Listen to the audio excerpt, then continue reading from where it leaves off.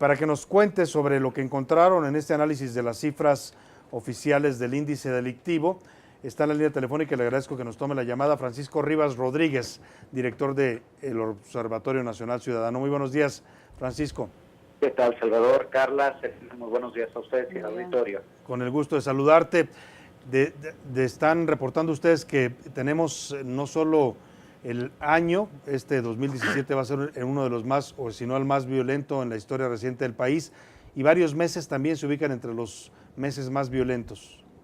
Efectivamente, como sabes y como ya hemos platicado en otras ocasiones, este año no se presenta como un año positivo en términos de seguridad. Los resultados que hemos tenido, pues evidentemente apuntan a que hay fallas importantes, que hay políticas públicas que no están logrando tener su impacto y seguimos gastando sin saber para qué estamos gastando, seguimos teniendo un desplazamiento en el territorio que resuelve los casos, digamos, más álgidos, que atiende los brotes específicos de alguna problemática, sin que haya evidencia que estamos trabajando en la prevención, que estamos trabajando en un ejercicio de largo plazo que nos va a llevar a mejorar las condiciones del país. Solo con base en datos oficiales, nosotros hicimos un pronóstico en los cuales calculamos que este año terminará precisamente con una tasa de homicidios de 19.77 homicidios por cada 100,000 habitantes, considerando que 2011, el año que había tenido el mayor brote de violencia, terminó en 19.75, es decir, de esta manera se superaría este dato. Tuvimos apenas una disminución de la incidencia de homicidio en el mes de julio con respecto a junio, pero en agosto otra vez tenemos crecimiento y realmente pues llevamos más de un año en un proceso de crecimiento. El año pasado, en abril, se interrumpe un comportamiento que llevaba ya varios años a la baja, es decir, a partir de mediados de 2002 empezamos a ver las bajas en materia de incidencia delictiva, y a partir de ese momento, de abril del año pasado, pues la escalada ha sido muy importante. El año pasado tuvimos 3 meses que estuvieron siendo los meses más violentos de esta administración. Este año pues llegamos al segundo y al tercer mes más violentos de la historia de México. Pero pues más allá de estos datos y brotes específicos, lo que sí podemos decir es tenemos un problema que se está generalizando en el país, es decir, ya no tenemos encapsulada a la violencia en ciertas entidades. Hace una década, cuando empieza todo este proceso conocido como la guerra contra el narco, recordaremos que eran pocas las entidades que tenían verdaderamente crisis de violencia.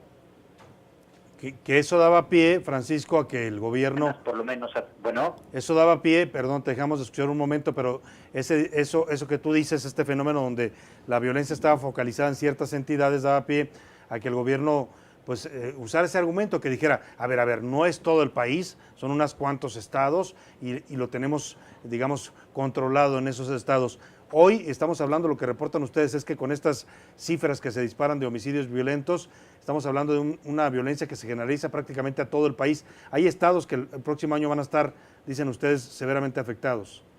Efectivamente, nosotros, por ejemplo, llevamos ya 4 años advirtiendo que Nayarit es una entidad que iba a tener un rebote de violencia muy importante. Recordaremos que Nayarit vivió momentos muy álgidos de incidencia de homicidios y de otros delitos violentos, y por algunos años mantuvo índices delictivos aparentemente muy bajos. Sin embargo, nosotros en trabajo de campo, pues lo que decíamos es que ahí teníamos simple y sencillamente ocultamiento de información, claro, con o toma de decisiones que no eran apegadas a derecho, que aparentemente reducían la incidencia de los delitos. Sin embargo, lo que hicieron fue fortalecer a la delincuencia. No es de sorprender que en este año Nayarit ya esté presentando estos signos que nosotros advertimos que van a suceder con el cambio de gobierno. ¿Qué otros estados se convierten en focos rojos en los próximos meses? Pues mira, ya tenemos en foco rojo a Baja California Sur y tenemos en foco rojo a Querétaro y a Quintana Roo. Esas tres entidades son entidades que tenían una tradición de ser conocidas como entidades suficientemente tranquilas. Sí. En particular, Baja California Sur era pues prácticamente un paraíso en términos de incidencia delictiva. Sin embargo, pues también ahí hay que decirlo que todo esto que estamos viendo no es una novedad. Nosotros lo advertimos y no es que tengamos una bola mágica, pero tú empiezas a ver cómo se empieza a desplazar de manera territorial la incidencia de delitos y cómo empiezan a crecer ciertos delitos. Y te volteas a ver a las políticas públicas locales y cuando ves una carencia de políticas públicas locales o cuando ves que incluso las autoridades niegan las condiciones de incidencia delictiva que viven las entidades, lo que puedes suponer es simple y sencillamente que las cosas solo van a empeorar, porque cuando hay un reconocimiento de un problema, una autoridad puede tomar decisiones.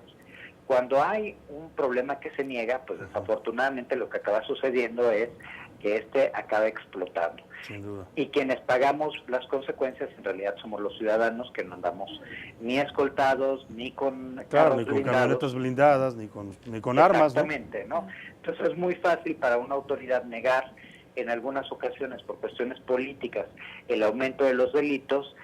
Lo grave es que sí hay un costo y ese costo lo paga la sociedad. Claro. Francisco Rivas, muy buenos días. Carla Pulido. ¿Qué tal, Carla? Muy buenos días a ti. ¿Qué otros delitos aparte de homicidios se están reportando? Pues mira, nosotros en este reporte que ustedes pueden descargar gratuitamente en www.onc.rg.mx, reportamos los principales delitos de alto impacto. Y aquí, si me permites dar unos números, te puedo decir cómo han crecido todos los delitos. Todos. Nosotros, con base en la información del Secretariado Ejecutivo del Sistema Nacional de Seguridad Pública, hicimos la comparativa enero-agosto en 2018 17 contra 16, y aquí lo que encontramos es que el homicidio doloso creció casi un 24%, el homicidio culposo casi un 7%, el secuestro poco más de un 2%, la extorsión casi un 16%, el robo con violencia casi un 37%, el robo de vehículo casi un 16%, el robo a casa habitación más de un 2%, el robo a negocio más de un 36%, el robo a transeúnte más de un 34%, casi un 35%, y las violaciones permanecen invariadas, es decir, no hay movimiento entre ellas. Esto pues nos habla efectivamente de que tenemos un problema indudablemente que se debe atender desde la Federación, porque hay delitos que principalmente le interesan a la autoridad federal, pero muchos de estos tienen que ver con la vida cotidiana. Claro. El robo a transeúnte, el robo a negocio, el robo a casa habitación, esos se combaten desde lo local, en donde indudablemente los estados tienen una injerencia, pero son los municipios quienes tienen la principal responsabilidad de proteger a sus ciudadanos. Pues hablamos de una política de seguridad a todos los niveles, federal, estatal, municipal, totalmente fracasada, Francisco. No podemos entender de otra manera que todos los delitos estén al alza y a pesar de, como dices tú, se invierten muchos recursos en seguridad que no sabemos a dónde van a parar. Pues mira, lo que pasa es que precisamente nosotros ahorita acabamos de sentarnos a hablar con el gobierno de Tabasco, porque Tabasco es una entidad sumida en la violencia, nos preocupa muchísimo. Y algo que pactamos es trabajar entre rubros, y creo que eso es lo que ha fallado en las actuales autoridades. No hay una visión de largo plazo y todo lo quieren con programas o proyectos de corto plazo para mostrar resultados que en realidad son simple y sencillamente cuestiones cosméticas. Nosotros estamos pidiendo que se trabaje en homologar las capacidades institucionales, lo que nos llevará a tener políticas públicas adecuadas, en generar, analizar la eficacia y la eficiencia del gasto público en materia de seguridad, y por último trabajar en la reconstrucción del tejido social, es decir, también generar condiciones en donde el ciudadano se siente integrante de la sociedad y decida y opte por seguir la legalidad. Pero para esto, pues tú necesitas empezar por poner el marco. Y en eso, el problema es que las autoridades pues siguen haciendo estas acciones emergentes, y ahora mandamos la policía para acá, ahora mandamos... Ahora el ejército va a tal lado, ahora regresa para acá. Pero no hay esta capacidad de los policías, de los ministerios públicos, de los peritos de investigar. No todos, como ciudadanos, depende de quién nos toque como Ministerio Público, y si nos va bien, tendremos algunos muy buenos ministerios públicos en términos de conocimiento y de actitud, de responsabilidad, de ética, pero en otros casos tenemos gente que se vende, o tenemos gente que no conoce, o gente a la que no le interesa, porque la misma institución no hace que las personas estén interesadas. Pues entonces, lo primero es trabajar por reconstruir las instituciones del país.